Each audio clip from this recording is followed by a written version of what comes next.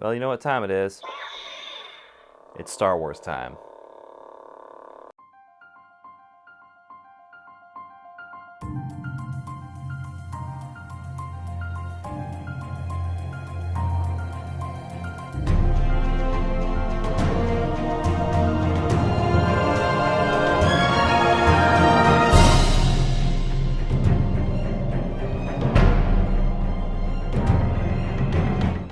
Star Wars Attack of the Clones was written and directed by George Lucas, just as it was with The Phantom Menace. And just like with The Phantom Menace, there will be spoilers for this film.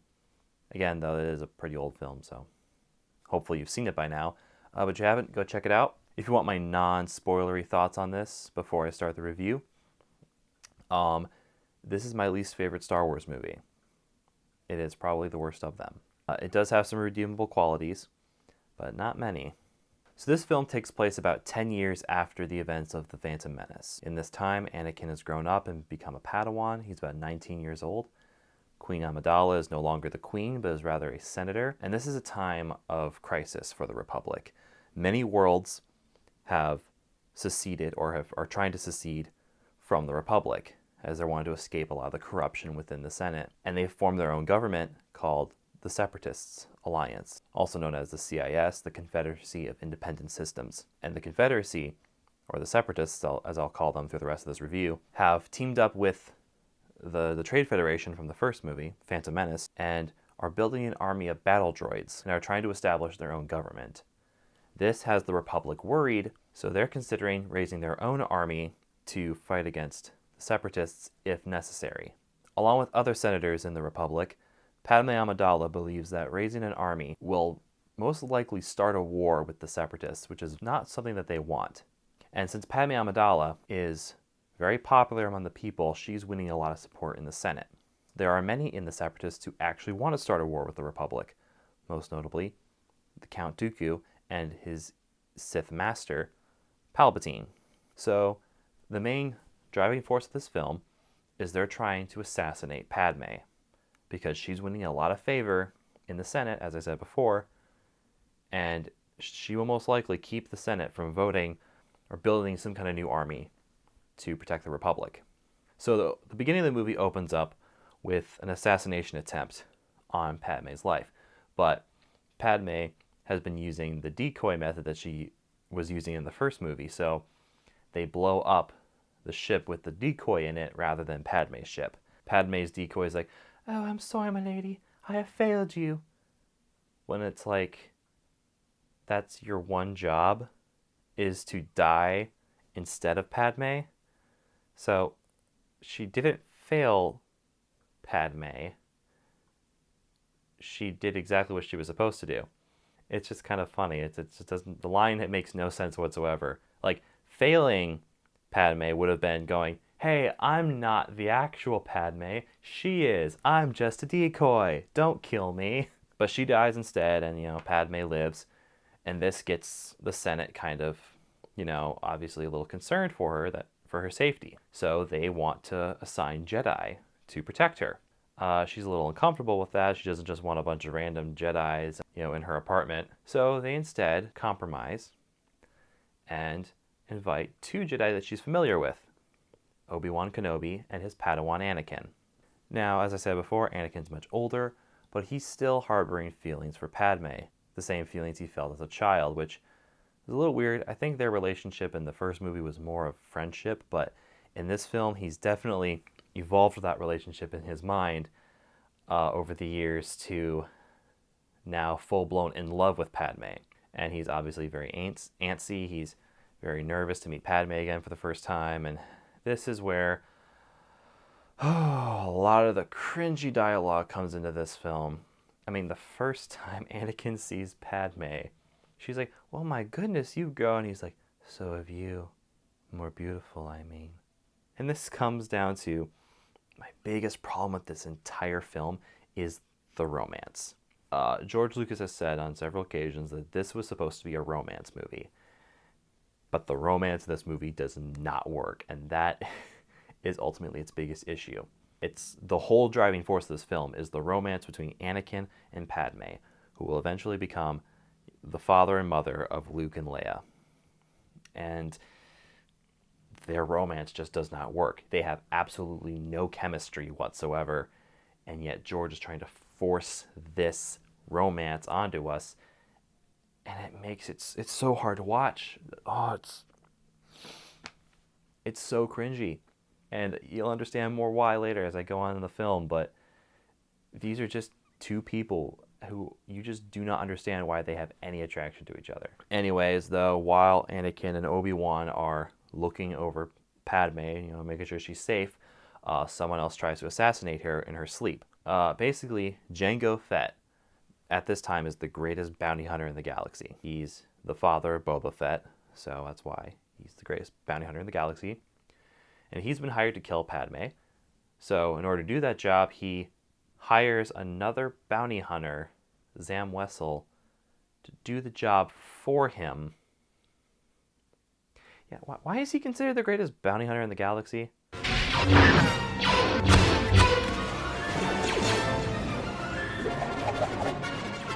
Oh, yeah, that's why, because he can kill Jedi.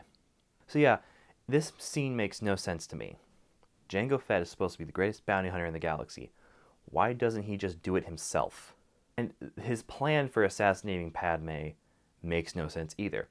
Basically, he gives Zam Wesell two poisonous slug things and puts them inside a little floaty droid that flies to her apartment window while she's sleeping, cuts open a small little hole in the window, and then pushes, like that, the worms out of the droid. Tries to let the poisonous worms crawl their way to Padme so that they can bite her or just rub their bodies on her because they're just poisonous to the touch.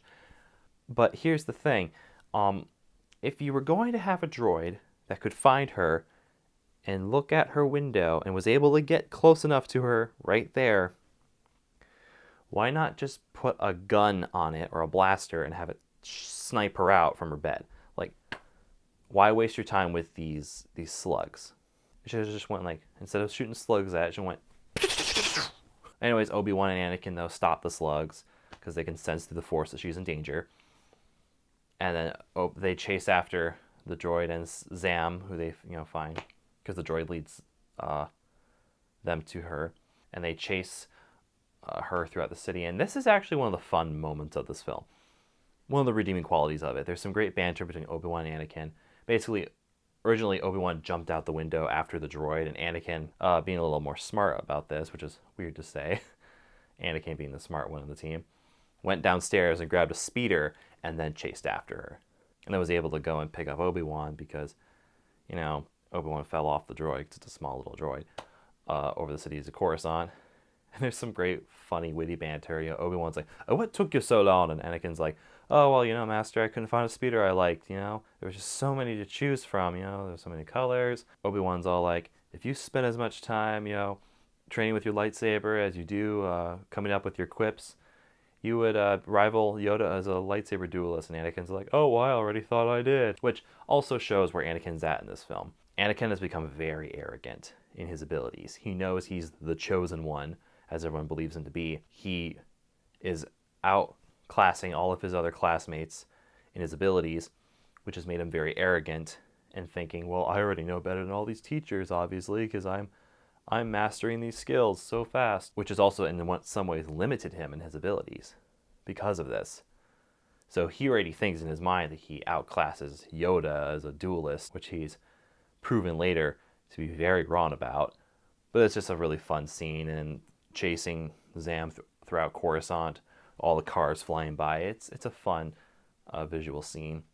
They chase her into a bar, which is very reminiscent of the original A New Hope scene with them on Tatooine in the cantina.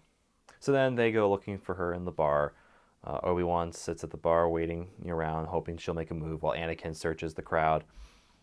This leads to one of the funniest bits of dialogue in probably all of the prequels, if not all of the, well, maybe not in all of Star Wars ever, but definitely one of the funniest in the prequels, where a dude is trying to sell Obi-Wan drugs that are called death sticks, and he just mind tricks him into giving up drugs. It's just one of the greatest.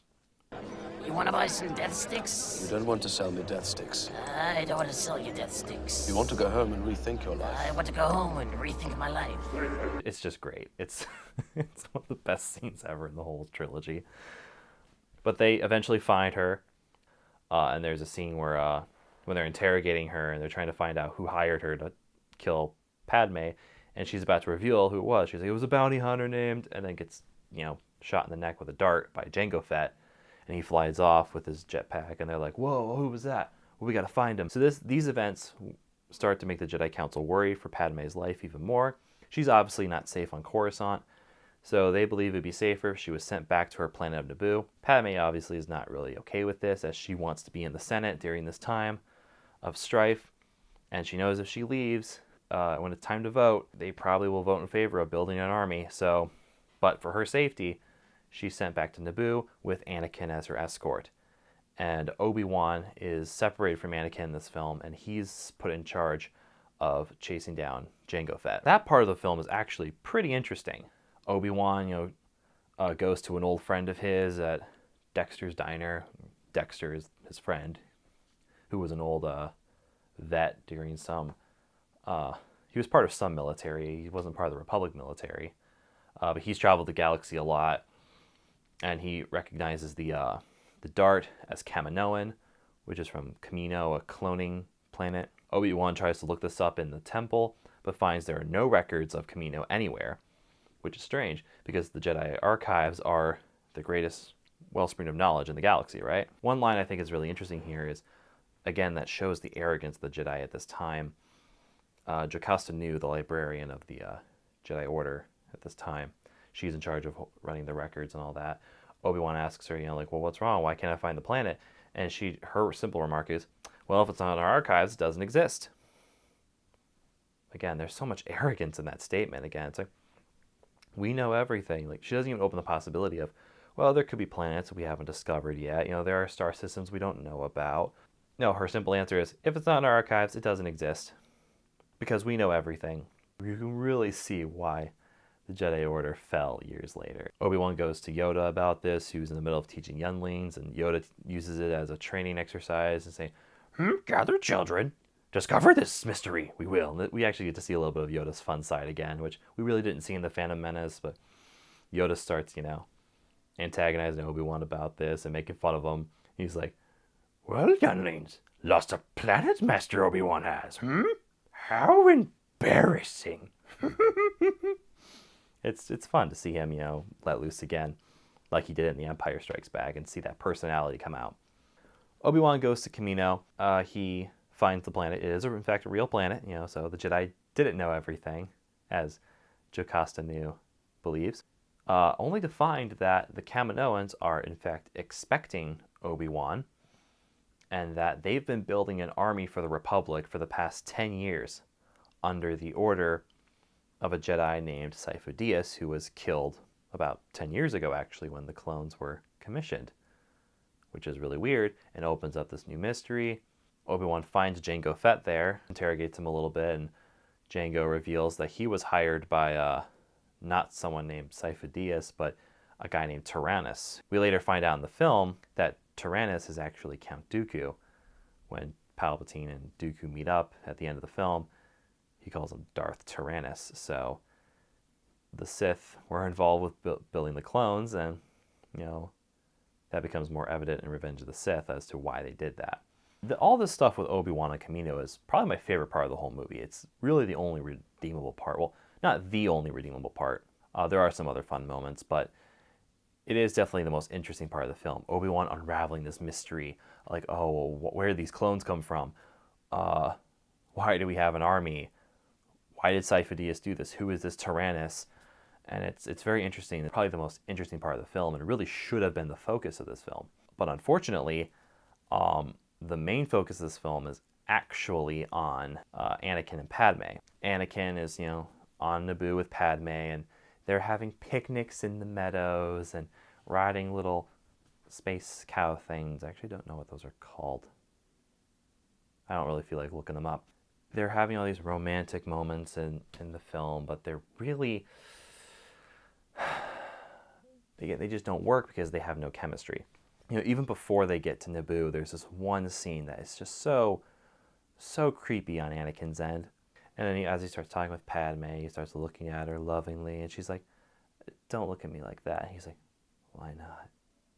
She's like, "It makes me feel uncomfortable." And he's like, "Sorry, milady." It's like, ugh, oh, who taught this guy to flirt? Well, obviously nobody, because he's grown up in the Jedi Order that espouses that Jedi aren't allowed to love and get married. So he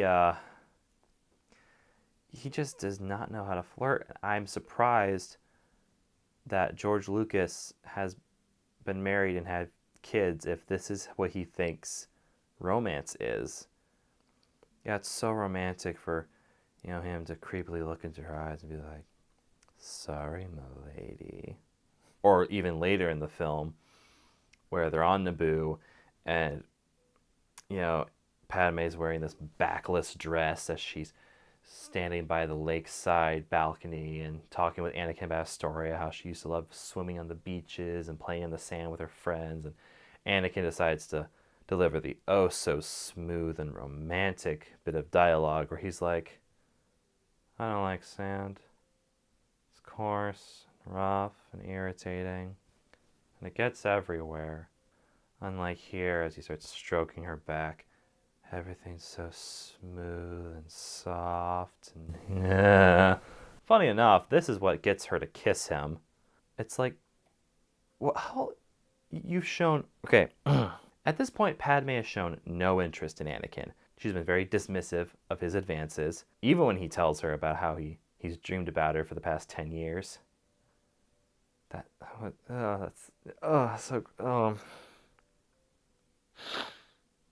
Why, Anakin? Why? Oh. She's shown no interest in him, but here when he starts talking about his hatred for sand and starts touching her back all seductively, that's what makes her give in and makes her want to kiss him. Maybe that's what I should put in my Tinder profile. I should be like, "Oh yeah, I don't like sand. Swipe right." There's a scene later where they try to address their passionate feelings for each other, but they recognize that they can't be together because she's a senator and he's a Jedi. And wait a minute, why can't she be with him because she's a senator? She's like, "I'm a senator. I could never be with you." Senators are allowed to get married. There are plenty of senators who are married. What does her being a senator have anything to do with not being able to be with Anakin? I mean, it's enough that Anakin can't be with her because he's a Jedi and he can't get married and all that. One thing that's also kind of hilarious about that scene is Padme picked probably the worst time and area to have this conversation with Anakin.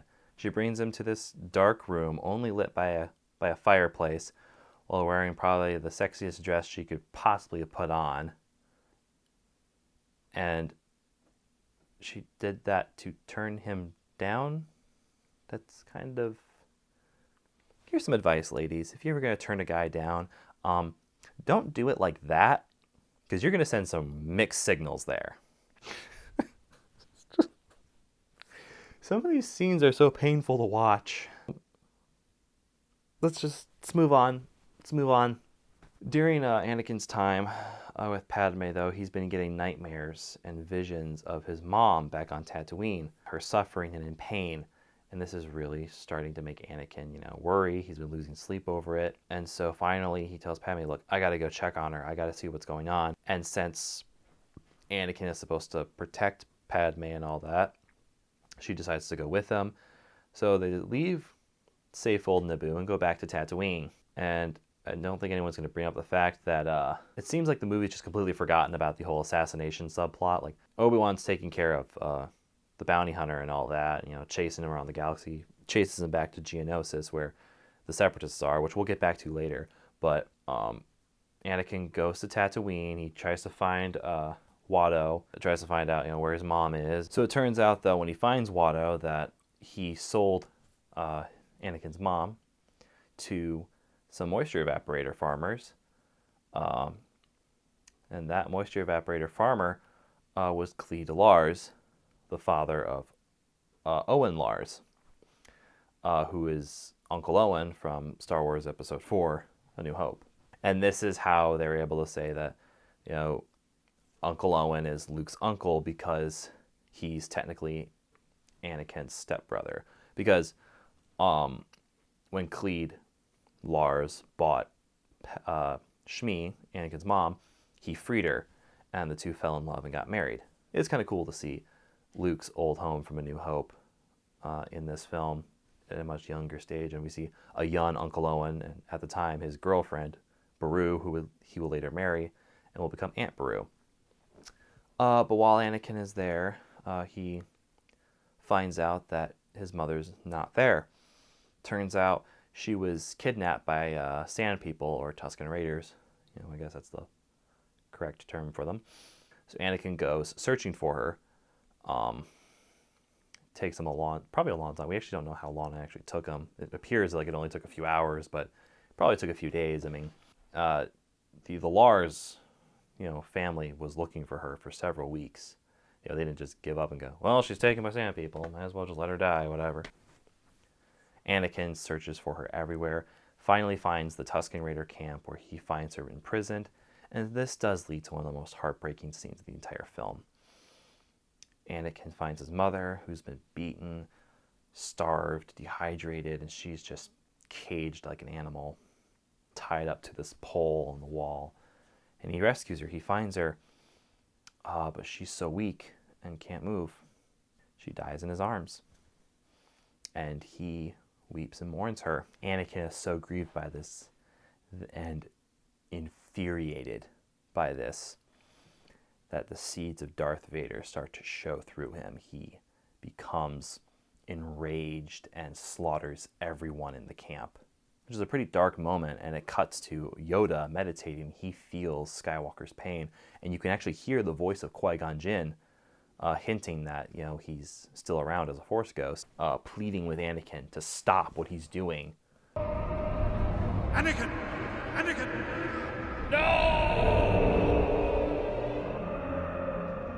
Anakin brings back his mother, his body, with this look of just anger and pain. They bury her. There is this scene which I have very mixed feelings about. Anakin describes to Padme what happened. He gets really upset. She's like, well, what happened? What's going on with you? And he admits everything to her. With this, the acting's really bad here, for one, which is one of the reasons why I have mixed feelings about it. It's kind of hard to take it seriously. Anakin freaks out. He starts telling her about how he killed everyone in the village, and not just the men, but the women and the children too, and how he slaughtered them like animals, and he hates them with everything in his body. And then he collapses to the ground and just starts crying because he's like, I'm a Jedi, I'm not supposed to be like this, and this starts I think Anakin down a path of trying to run away from that, though he does stay on a pretty dark path throughout the trilogy after this point. There is always a part of him that hates what he did. He hates himself for what he did. This scene really shows why Anakin and Padme should not be together. But you have someone like Padme, who wants to avoid violence at all costs. Now this guy, is telling her that he just committed mass genocide. And her only reaction is, pain is normal. It's part of being human. Like, what? Like, you should be running out of there. You should be like, okay, I'm gonna go now. I forgot something in the house. I'm just gonna go now. I'm not gonna talk to you again because you're a psycho. I can understand to some extent that she understands that this isn't something normal for him, and that he just lost his mother and she came back in a pretty bad state. She probably saw the body. But I don't think she would accept that as a reasonable justification for slaughtering every Tusken Raider he could find in that village. He didn't just kill her captors, he killed the men, women, children, and everyone he could find in that village. There is a possibility this kind of scene could have worked.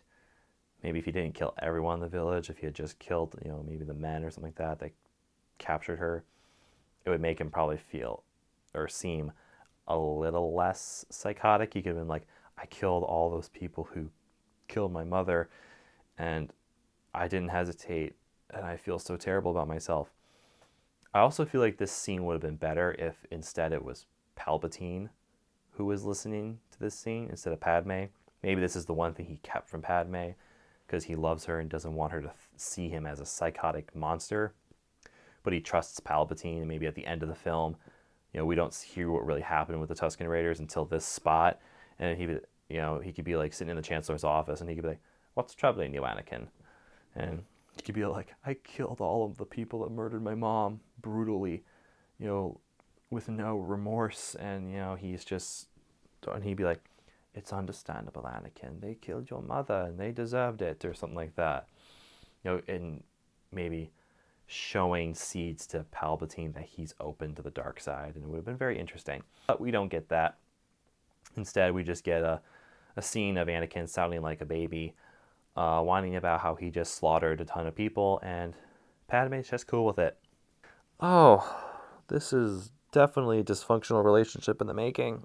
Obi-Wan chases Jango Fett to Geonosis, where he finds the rest of the Separatists. He finds Count Dooku building an army of battle droids, preparing for war. Obi-Wan sends this message to the Council, but because he's too far away, he has to send it to Anakin first, because he's closer.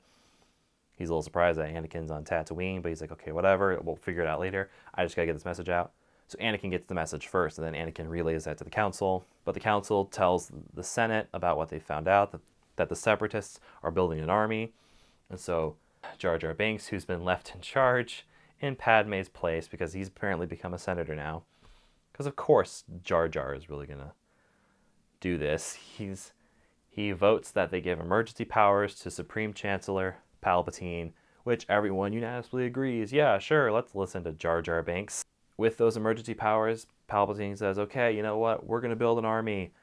And apparently I have reports there's a clone army ready for us to go anyway, so that's cool, that's convenient. So Yoda goes and picks up the army for the Republic, and Mace Windu grabs all the Jedi he can find to try and go save Obi-Wan, and now Anakin and Padme, who got captured and in the process of trying to save Obi-Wan, and they put into this gladiatorial arena.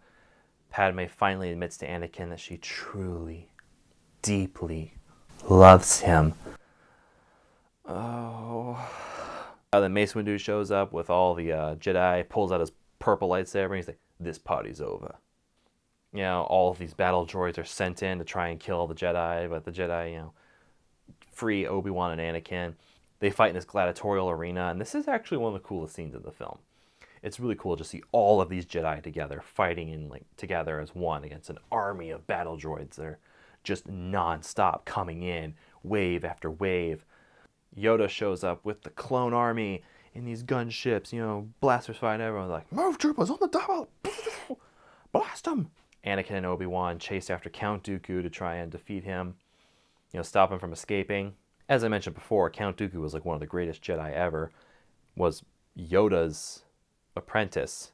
He's considered one of the greatest lightsaber duelists of all time, at least at this time period, I should say. Second only to Master Yoda. And of course, he's also a powerful Sith Lord now, so he just kind of, throws Anakin to the side when he decides to charge him without Obi-Wan. Obi-Wan's like, we'll take him together, and he's like, no, I'm taking him now! Wait, no, Anakin, you idiot! Obi-Wan tries to take him by himself because now Anakin's unconscious, and then, he gets, scratched in the arm and leg by a lightsaber, which apparently cripples Obi-Wan.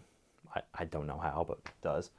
Anakin wakes up, grabs Obi-Wan's lightsaber, and dual wields two lightsabers against Count Dooku, and it's power to the lights are cut off, and it's this nice dark room. All you see is the blades slashing at each other, and it's actually a visually interesting scene. But of course, Anakin's still no match for Count Dooku and gets his arm cut off, just like Luke Skywalker in The Empire Strikes Back. Of course, like George Lucas says, it's like poetry. They sort of rhyme and go together, Yeah, Yoda shows up and is like, Count Dooku. Dooku tries to, hit him with the Force and all that and shoot him with lightning. Yoda just absorbs the lightning into his bare hands because he's that powerful. And he's like, much to learn. You still have. And then they get into an awesome lightsaber duel with Yoda flipping around all over the place and a little Little doll just going. It's actually pretty cool looking. Yoda defeats Count Dooku, but throws a giant pillar at Anakin and Obi-Wan to distract Yoda. So Yoda has to save them, and Count Dooku escapes and goes back to Coruscant with the Death Star plans from Geonosis. Oh, apparently the Geonosians were responsible for building the Death Star plans and all that. And he shows up, and Palpatine's like, "You have done well, Lord Tyrannus." Anyway, the day is saved. Anakin takes Padme back to Naboo, and Obi-Wan is talking with Mace Windu and the Jedi Order, and they're like, "Oh, if it weren't for the clones, we would have never won." Yoda's like, "What, you think this is over?" Like, "Over, you think this is? Hmm? No. Begun the Clone Wars have." And it cuts to this nice, awesome scene with all the clones marching up on the Venator Star Destroyers and really showing how the origins of the Empire are starting to be built. It even plays a variant of the Imperial March as Palpatine is standing on a balcony looking over the army he's created and all that. It's pretty cool. It's a very iconic scene. And then it ends with Padme and Anakin secretly getting married. Anakin has a new metallic robo hand because, replaced when he got cut off. C-3PO and R2-D2 are there, being witness to this whole thing. And they decide that even though they thought this would probably destroy them, having to live a lie, they decide to do it anyway because they're so in love. Ugh. All in all, though, this film, as I said before, it's my least favorite Star Wars film, mostly because of all that subplot and romance with Anakin and Padme. And a lot of the rest of the film still suffers from the same problems of the Phantom Menace. So because of that, it's definitely my least favorite film. It's the hardest for me to watch. But as I said before, it's got some good moments, so it does make some parts of the movie watchable. And therefore, I have to give this film a rating of 4 out of 10 slaughtered Tusken Raiders. Anyways, that's just my opinion, though. What did you guys think of the film? Let me know in the comments down below. And I'm sure it's going to be a mess down there, but whatever. Anyways, I'm cool with that. Maybe consider subscribing. I will be posting videos weekly. This week, I'm actually doing things differently than I said I'd be doing with my Phantom Menace review. Because we have only a few short weeks until The Rise of Skywalker comes out, I want to try and get reviews of all the Skywalker films done before Episode 9 comes out. So I'm actually going to skip the Clone Wars, Rogue One, Rebels, and Solo, and review those at another time. So this week, there will be the Phantom Menace review, which is already out, this review, and then I'll do Revenge of the Sith. Anyways, I hope you enjoyed the video, and I'll see you all next time.